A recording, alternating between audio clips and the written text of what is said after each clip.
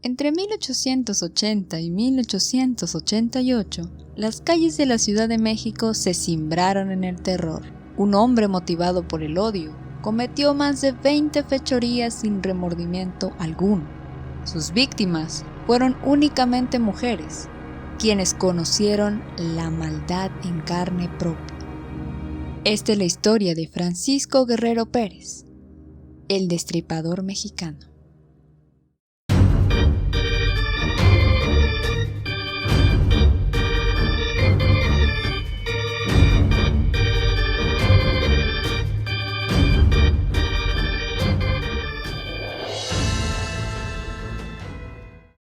Francisco Guerrero nació en 1840, en el seno de una familia pobre en la región de El Bajío, México, siendo el 11º hijo de un matrimonio que se caracterizaba por los abusos de una madre golpeadora y la ausencia del padre.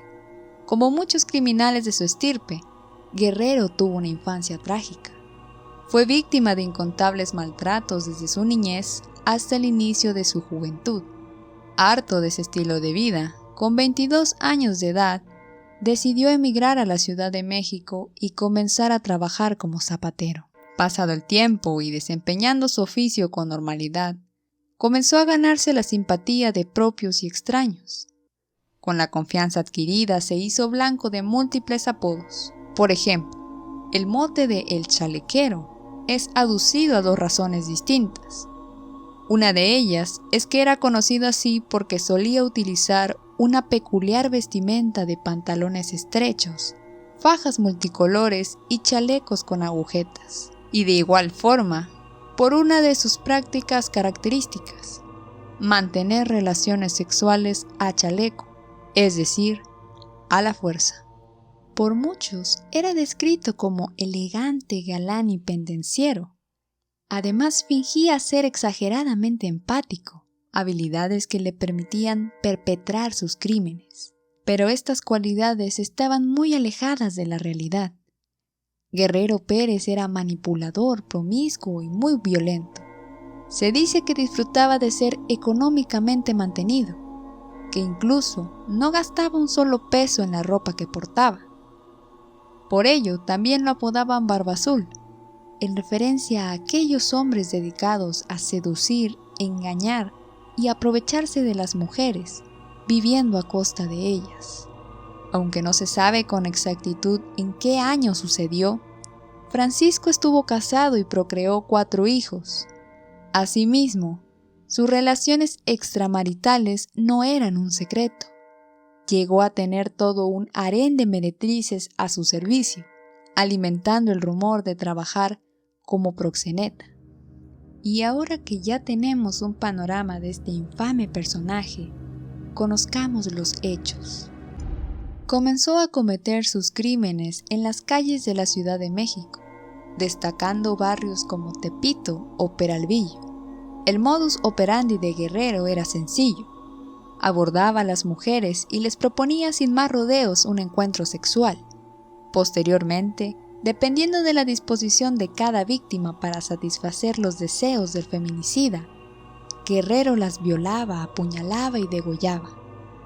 Empleaba un cuchillo para curtir la piel, el cual también usaba en su oficio de zapatero. Lo hacía con rapidez inhumana. Después, arrojaba los cadáveres al río Consulado. Su justificación era que libraba a la sociedad de las pecadoras.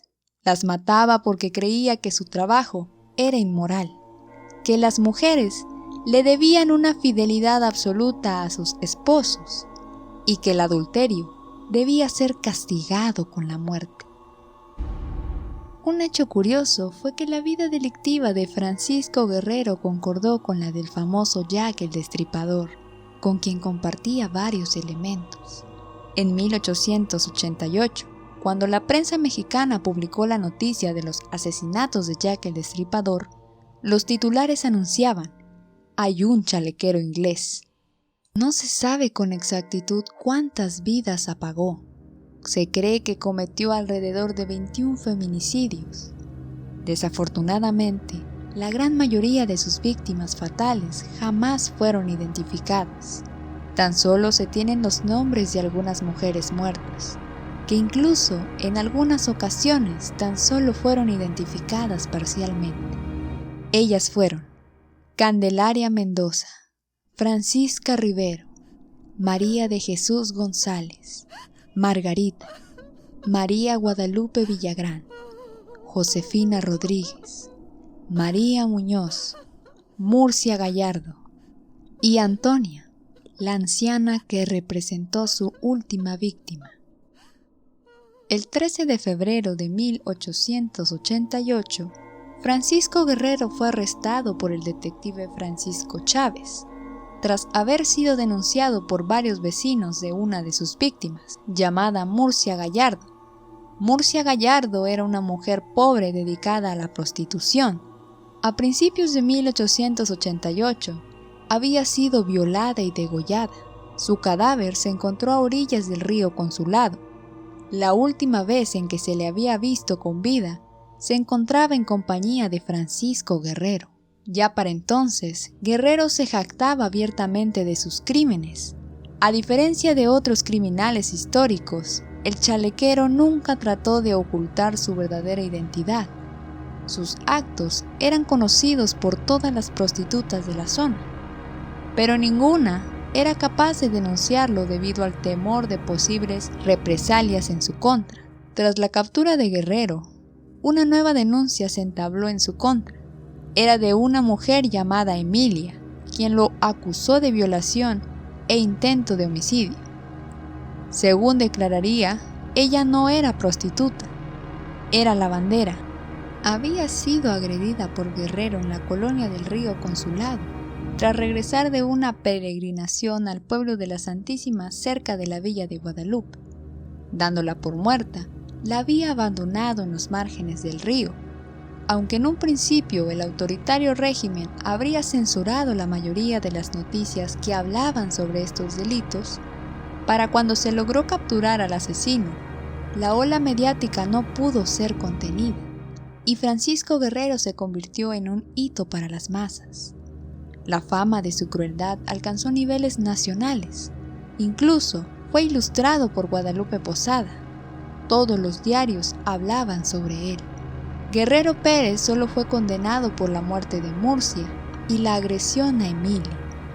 No se pudo comprobar su responsabilidad en los demás delitos. En un principio, como dictaban las leyes, fue sentenciado a pena de muerte, pero el mismo presidente Porfirio Díaz revocó la sentencia y fue condenado a 20 años de reclusión en la prisión de San Juan de Ulúa. Para 1904, el asesino salió libre por un error burocrático. Solo 4 años pasaron para que la sed de sangre regresara a su vida. Esta vez, la víctima fue una anciana que jamás fue identificada plenamente. Tan solo se supo que se llamaba Antonia, a quien ejecutó de la misma manera que a sus otras víctimas. Tras su detención, declaró a la policía que le cantó un pajarito y se acordó de un negro muy malo que lo molestaba mucho en San Juan, y por eso le dieron ganas de matar. Justamente el 13 de junio de 1908, Francisco Guerrero fue aprehendido por segunda vez. En esta época, la noción de asesino en serie estaba muy lejos de existir. Fue un reportero quien lo denuncia, que dando cobertura a los hechos se dio cuenta de que el asesinato del anciano coincidía con la serie de crímenes perpetrados por Guerrero 20 años atrás. Fue detenido a una corta distancia del sitio del crimen, todavía con las manos ensangrentadas. En esta ocasión, Guerrero había cometido múltiples errores. Un niño llamado José Inés Rodríguez había sido testigo de la violación y el asesinato de la anciana. El niño era pastor y estaba arreando a su ganado cerca del río cuando escuchó los gritos de la mujer. Se acercó y ocultó entre unos matorrales, atestiguando todo. Además, 2 mujeres apellidadas Solorio vieron a Guerrero limpiarse la sangre en los brazos, cara y tórax con el agua del río a unos pocos metros del cuerpo. Por si fuera poco, en ese mismo año fue publicado un reporte gráfico de uno de los ataques atribuidos a Guerrero. La supuesta víctima era una prostituta llamada Lorenza Urrutia. Según relató, ella había conocido a Guerrero cerca de las vías férreas, en la colonia Peralvillo. El hombre se le acercó para pedirle lumbre para su cigarrillo. Acto después, sacaría un cuchillo con el cual la amagaría. Menciona, le pidió lo acompañara a charlar en un punto cerca de ahí. En esta ocasión, la mujer pudo escapar gracias a que engañó al asesino para que la dejara ir a recoger un dinero. 2 meses después, se volvería a encontrar con Guerrero, esta vez sin tanta suerte. La condujo hasta una cueva alejada de la población. Ahí la violó y torturó cerca de 2 días. Ella pudo salir con vida porque Guerrero se fue durante un momento para ir a comprar pulque. La detención de Guerrero se dio sin mayor alarde, exceptuando porque el suceso atrajo la atención de más de 2.000 espectadores. Fue recluido en la prisión de Lecumberri y sentenciado nuevamente a pena de muerte, esta vez sin que alguna autoridad interviniera. En 1910, Francisco Guerrero Pérez fue hallado inconsciente en su celda y trasladado al Hospital Juárez, donde fue internado por una congestión cerebral que le causó hemiplegia, para tiempo después ser declarado muerto.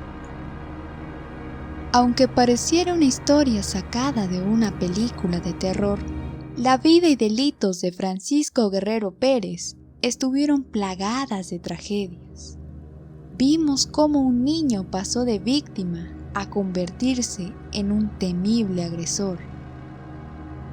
Muchas veces se nos ha explicado la importancia de un ambiente digno y adecuado para el desarrollo de las infancias. Parte de las lesiones físicas que se pueden sufrir a través del maltrato, las reacciones de un niño al abuso o a la negligencia pueden tener impactos de por vida, generando altos costos para la sociedad en general. El chalequero es un claro ejemplo, una personalidad marcada por la carencia de empatía, de culpa, mezclado con un estilo de vida parasitario, adornado de superioridad y poder, lo llevaron a creer que él era especial y que tenía la capacidad de decidir el destino de los demás. Nada justifica la maldad en sus actos, ni la extrema crueldad en sus delitos. Conocer estos casos nos permite evitar repetir patrones. Si te gusta este tipo de contenido, no olvides suscribirte. Tu apoyo me ayudará a seguir compartiendo más material de este estilo. Soy Bonnie. Nos vemos en un próximo video.